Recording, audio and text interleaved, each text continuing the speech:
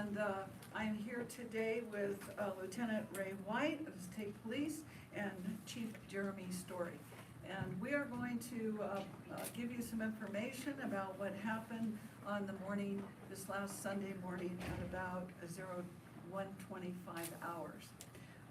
We're going to start with a clip of the beginning of this whole event.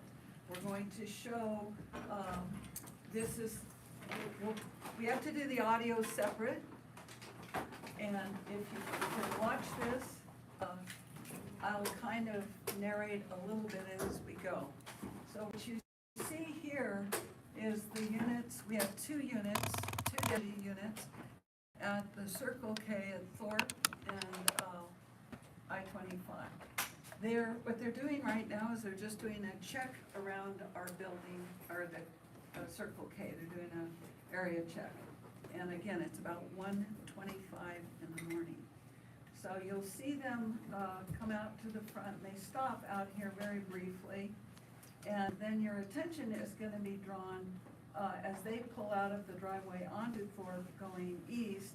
You're going to see what attracted their attention to this vehicle.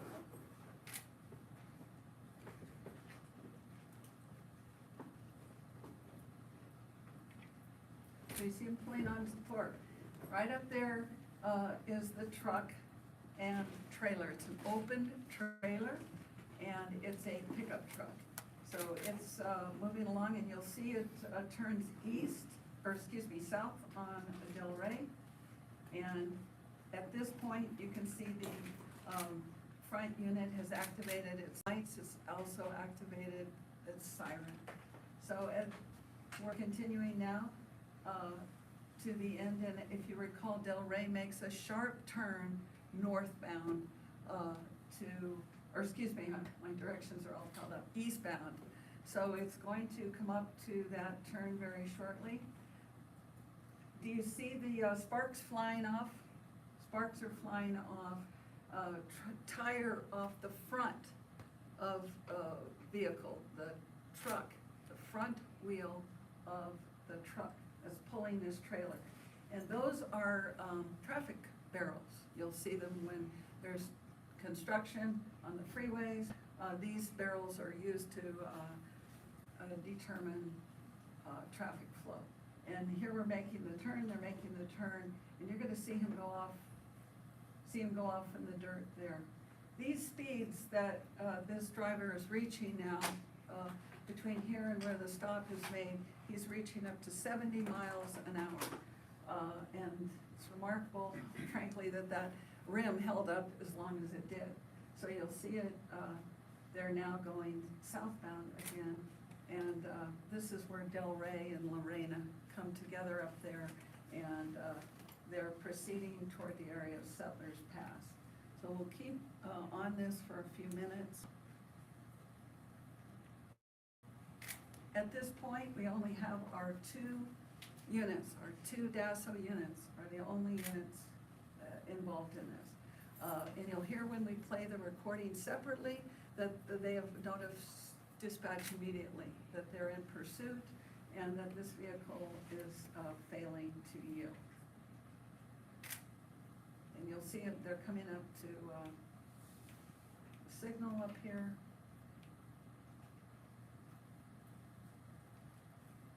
Still continuing to throw the sparks.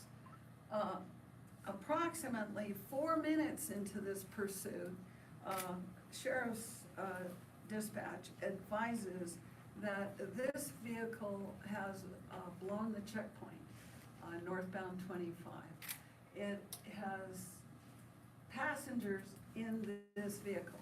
Now you'll notice we don't see the passengers at this point, but at approximately 4 minutes in, U.S. Border Patrol has given us our station, be on the lookout, what they call an advisory, that this vehicle blew the checkpoint and has,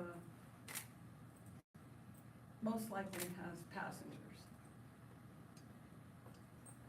Our units are going to be confronted here shortly with the vehicle stopping fairly quick.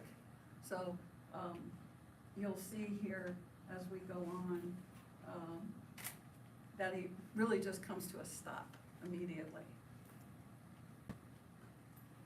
Again, at this point, we're coming up to the location of Settlers Pass. It's 6 minutes into this pursuit. We'll see him stop here shortly.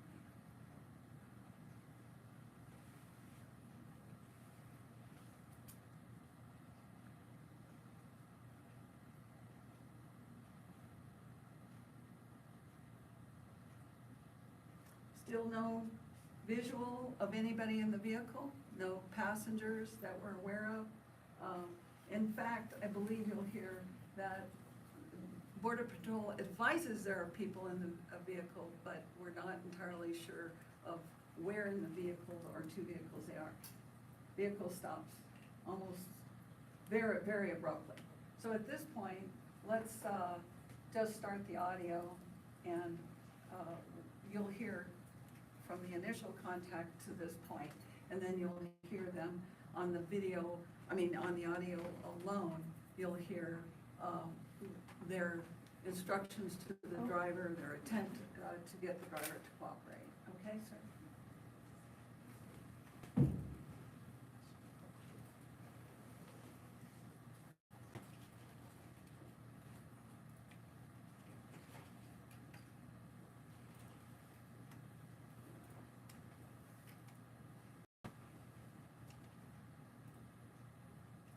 And we'll make these available through the links that we drop.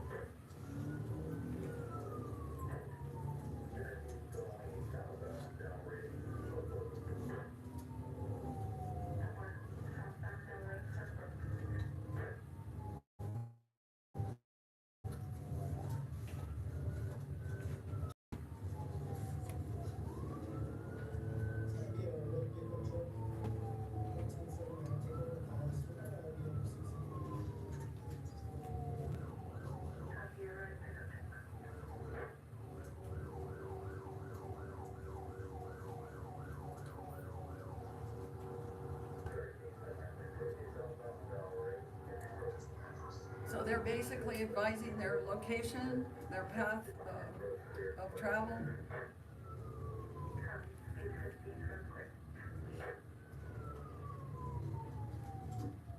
Central, the vehicle's riding on a rim.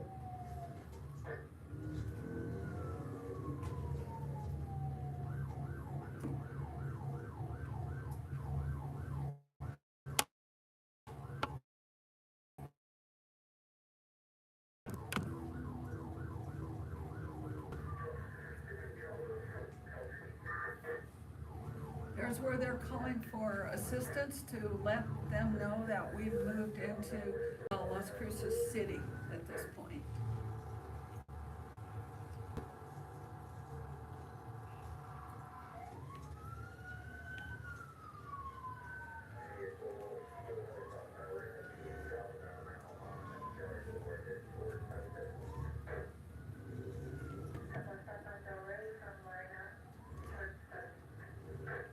They're in a maroon Ford F-150 pickup.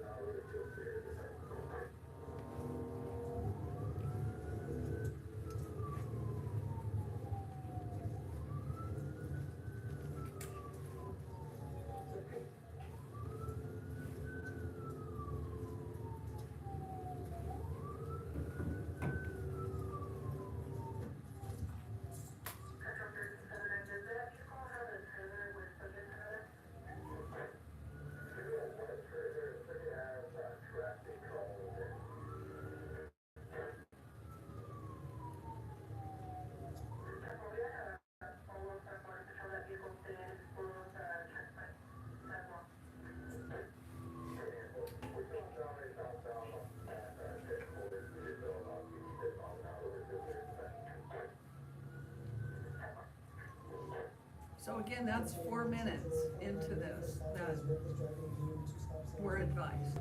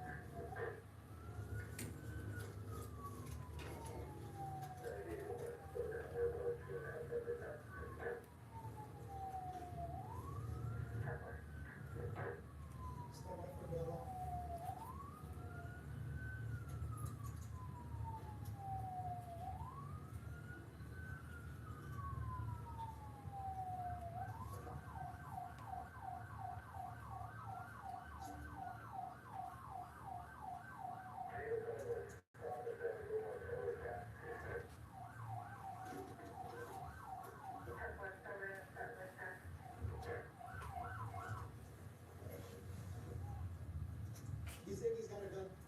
Show me your fucking hand! Show me your hand! Show me your hand!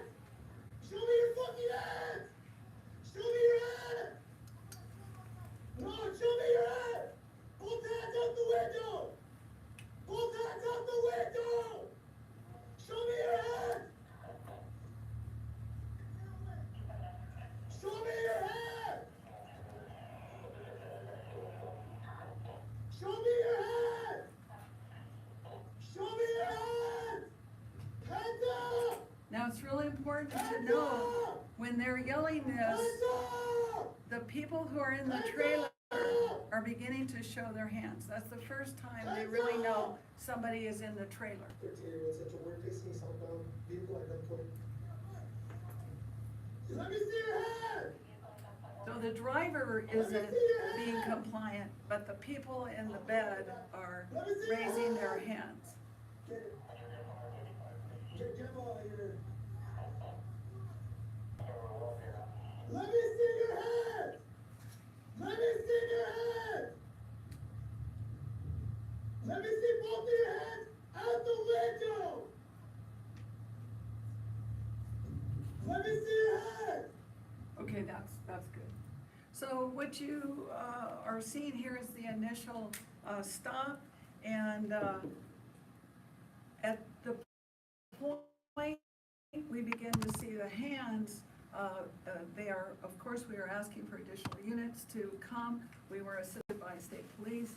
We were assisted after the fact by Border Patrol after the fact. But at the time, it was our agencies that came together to effect essentially a rescue of those people in the trailer. There were 13 in barrels. In those barrels you saw, they were hidden in those barrels.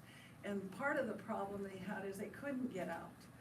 They were stacked on each other, they're heavy. Some of them could get out or move, others could not. So until the first shots are fired, which is at 18 minutes, the units responding, and as well as our deputies that responded, are helping those people out the back of the trailer. They're able to be out of the driver's view somewhat, and they're able to, and some are leaving on their own, getting out of the trailer on their own. But just know that that goes on for a good 18 minutes until at 01:43, the suspect fires at least one round. And that results in a return of fire. At the end of the exchange,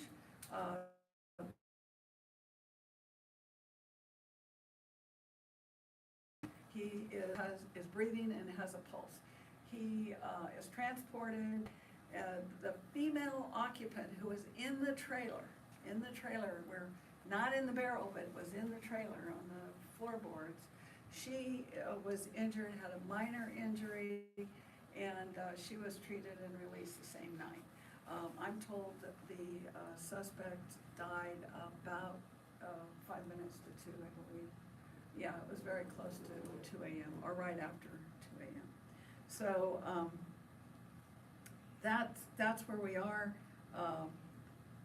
I'm sorry, at 3:01, the suspect was pronounced dead. All of the people there in those barrels were interviewed. Beyond that, that becomes a Border Patrol issue, so we don't have any of the information. We just know they were interviewed as essentially victims of this case. Beyond that, as I say, 13 people were in that together with the driver, so a total of 14 people. And we are not going to release any more at this time. As you might imagine, just with our agencies involved, there's a lot of interviewing, there's a lot to do as the investigation continues. And I always like to point this out, what we're telling you today could change. New information can come forward, so it's not gospel here, it's what we know at this moment about this particular part of it. See why they were stopped, no question about why they were stopped. And beyond that though, in the coming days, it will be several weeks before we're at the bottom of this and more information can be available at that point. But that's where we're going to end it. If you have some questions, please direct them based on what I've indicated to you here, because there's nothing more I can really tell you about speculation on other matters. Or if you have something specific related to this as to the chief or the lieutenant, feel free. But we want to keep your questions relative to what we've released. Can you clarify which checkpoint was being referred to? Yes, the I-25 north, that's about 20 miles north of us. So the idea here is that he went up there and then ran that and then came back? That's what we believe happened.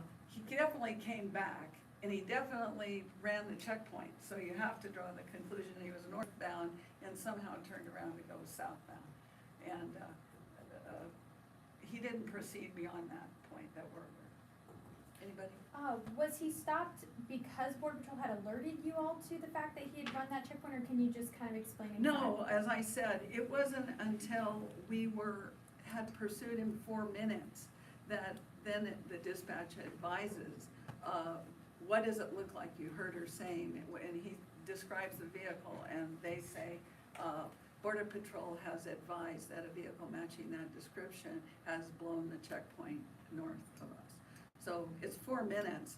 We're involved for very different reasons, right? We don't even know anybody is in the vehicle, and dispatch does advise they thought people were in the vehicle. But you know, there wasn't much time, I don't think, at the border, at the checkpoint to really know for sure. And the person who was injured, who was in the back, were they injured with a gunshot wound, or was it just from the injuries of driving like that?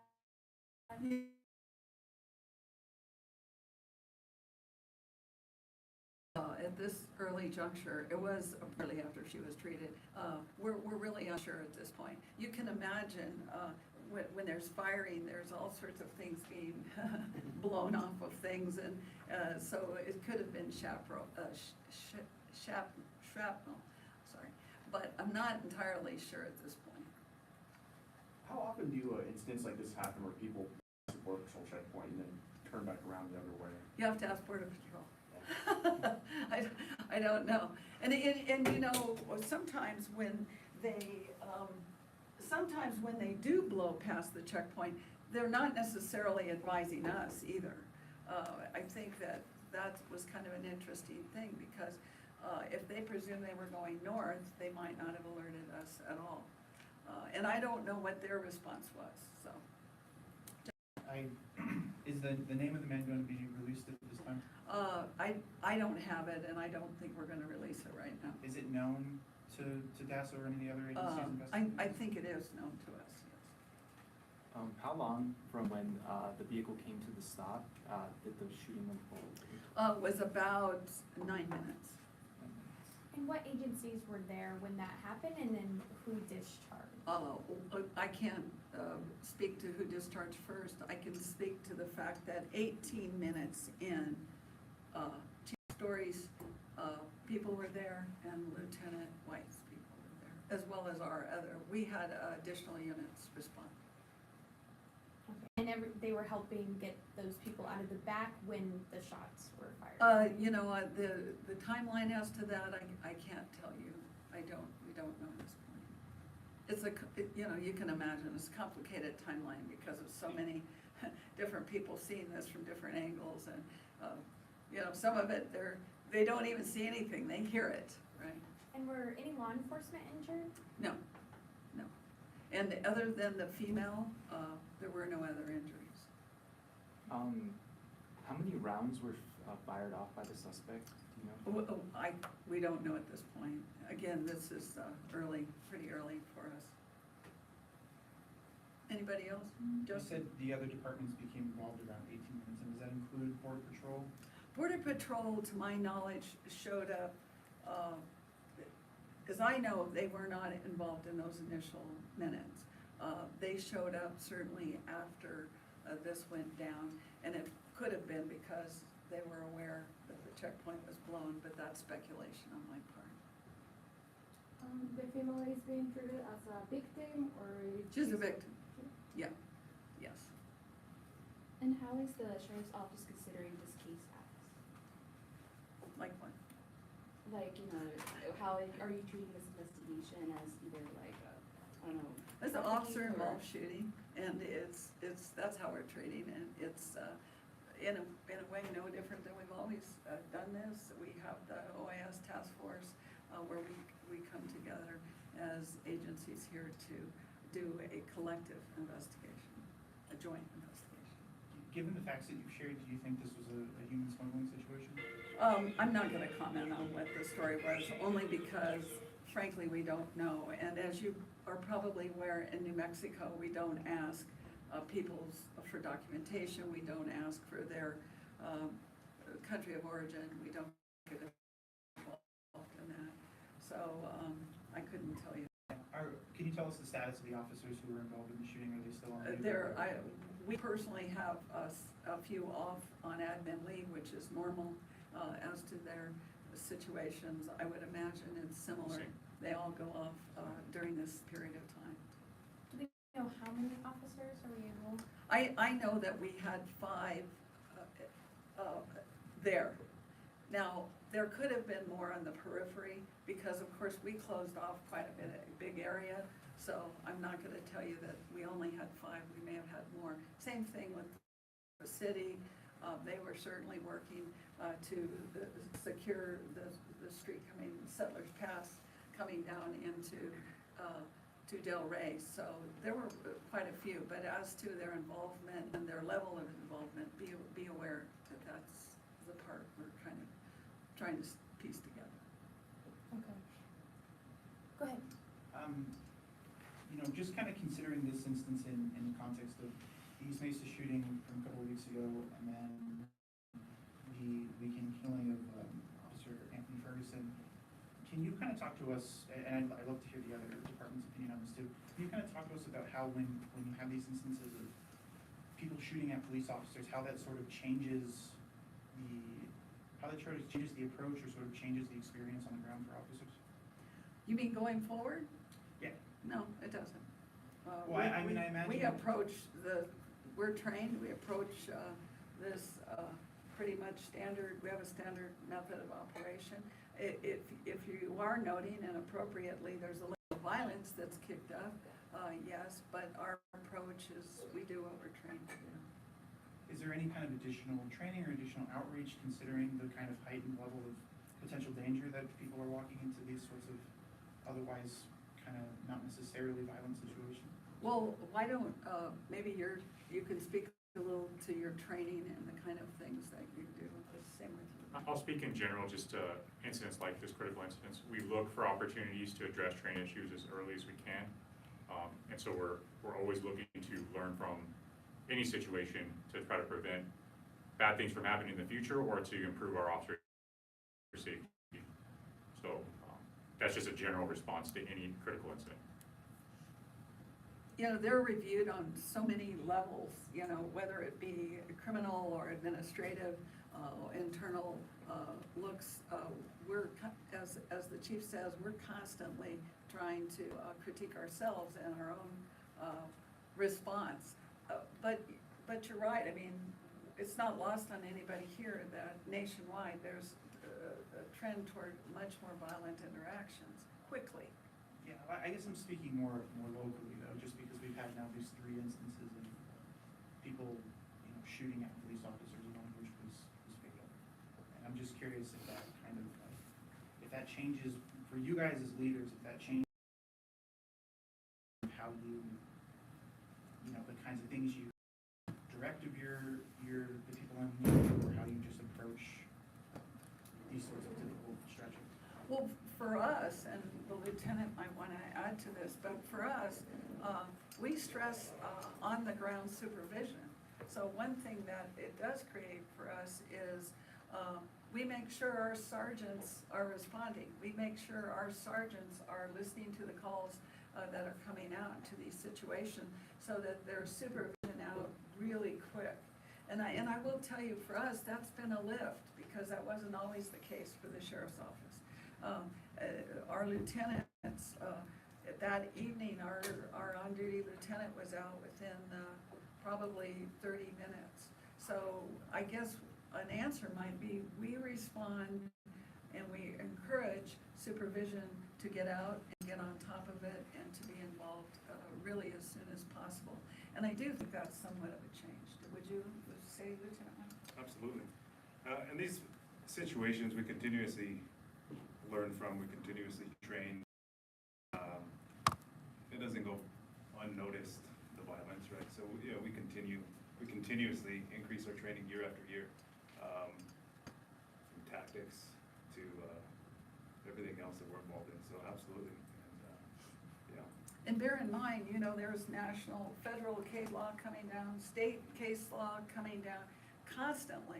So really, our people are continuously trained in various areas that do ultimately affect how we respond.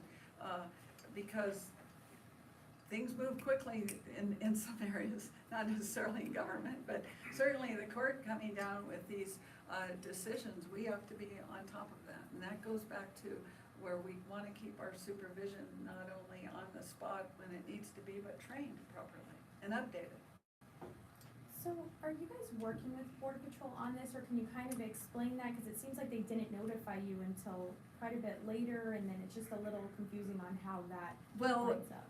It's 4 minutes, so it's not really quite a bit later. And if they blew the checkpoint up there, yes, it is about 20 miles north, but you also have to realize we have regional dispatch, so it's not a direct line. It should be, but it's not. So they have to call over. Depends on how many were staffing that checkpoint. If there's 1 or 2, it's pretty hard to do certain things and get the notice to dispatch. So actually, it was remarkably quick. And again, maybe they had no idea the vehicle turned around. Didn't really know which way. They didn't pursue it at that point. So it was kind of hard to say necessarily where it might end up also.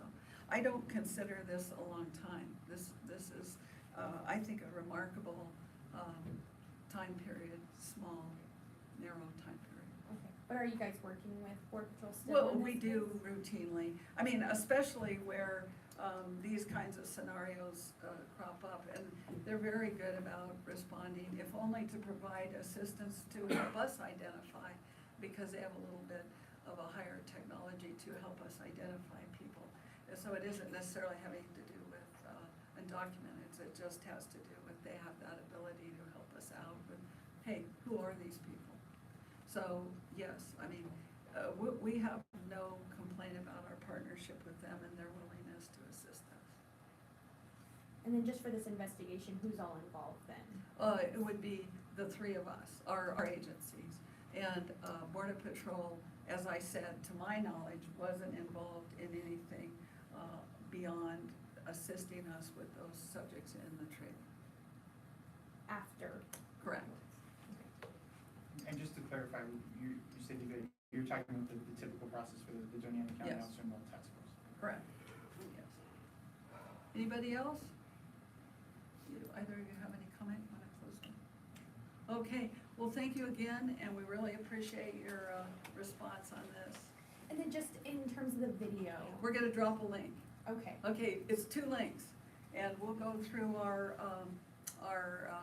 media contact list, and we'll let you find out that way, so that it's easier. and does that video go through the time when shots are fired, or no? It does? Oh, no, it No? doesn't, it stops right where we, shortly after, this, which is about 18 minutes. And should we say that's because it's still under investigation, or what should the reason? Yes. And, you know, again, kind of look at it from our point of view, it's dark, we don't quite know who's where, you know, that all has to be pieced together and put back together, of what car parked where, who was here, did someone, you know, it's a moving target for an investigation.